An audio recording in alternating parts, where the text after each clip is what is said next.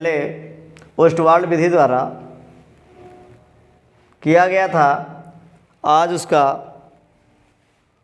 दूसरा भाग है बर्कलैंड और आइट विधि द्वारा नाइट्रिक अम्ल का औद्योगिक निर्माण किस प्रकार किया जाता है। सिद्धांत: नाइट्रोजन और ऑक्सीजन को 3000 डिग्री सेल्सियस ताप पर गर्म किया जाता है जिससे नाइट्रिक ऑक्साइड बनता है और इस अभिक्रिया के लिए 43.2 किलो कैलोरी ऊष्मा देनी पड़ती है। नाइट्रिक ऑक्साइड वायु द्वारा ऑक्सीकृत होकर नाइट्रोजन डाइऑक्साइड बनाती है।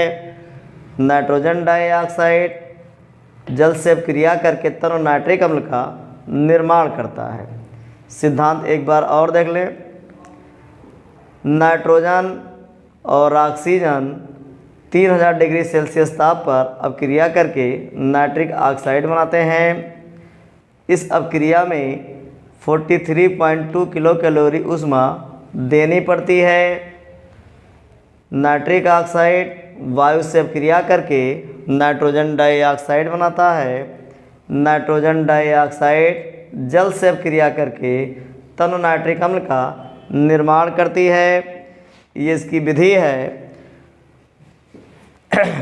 सिद्धांत देख लें। ये ब्लोवर है, ये विद्युत आर्क भट्ठी है, ये शीतलित्र है, ये बॉयलर है और ये ऑक्सीकारक टावर है और ये जो है अवशोषण टावर है। इस विधि में कार्बन डाइऑक्साइड, धूल के कण और जलवाष्प रहित वायु को ब्लोवर की सहायता से विद्युत आर्क भट्ठी में प्रवाहित करते हैं।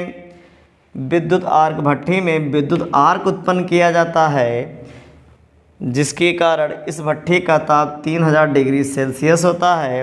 इसी भट्ठी में नाइट्रोजन ऑक्सीजन से क्रिया करके नाइट्रिक ऑक्साइड बनाता है। गैसों के मिश्रण को शीघ्रता से शीतलित्र में 1000 डिग्री सेल्सियस ताप तक ठंडा कर लिया जाता है। अब गैसों के मिश्रण को बॉयलर में भेजा जाता है। बॉयलर में जल उपस्थित होता है। जल गैसों से ऊष्मा लेकर भाप बनाता है और गैसों के मिश्रण को 50 डिग्री सेल्सियस ताप तक ठंडा कर देता है।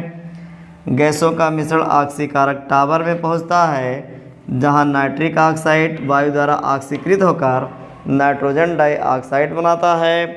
नाइट्रोजन डाइऑक्साइड अवशोषक टावर में पहुंचता है जहां ऊपर से जल फव्वारों के रूप में गिरता रहता है। जल नाइट्रोजन डाइऑक्साइड को अवशोषित करके तनु नाइट्रिक अम्ल का निर्माण करता है। एक बार पुनः देख लें। इस विधि में कार्बन डाइऑक्साइड, धूल के कण व जलवाष्प रहित शुष्क वायु को ब्लोवर की सहायता से विद्युत आर्क भट्ठी में प्रवाहित करते हैं। विद्युत आर्क भट्ठी में विद्युत आर्क उत्पन्न किया जाता है जिसके कारण इस भट्ठी का ताप 3000 डिग्री सेल्सियस होता है। इसी भट्ठी में नाइट्रोजन ऑक्सीजन से क्रिया करके नाइट्रिक ऑक्साइड बनाता है।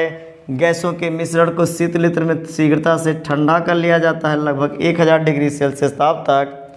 अब गैसों के मिश्रण को बॉयलर में प्रवाहित करते हैं जिसमें जल उपस्थित होता है। जल गैसों की ऊष्मा को लेकर भाप बनाता है और गैसों को 50 डिग्री सेल्सियस ताप तक ठंडा कर देता है।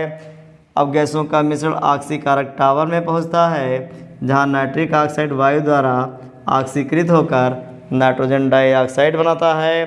नाइट्रोजन डाइऑक्साइड अवशोषक टावर में पहुंचता है जहां ऊपर से जल फव्वारों के रूप में गिरता रहता है।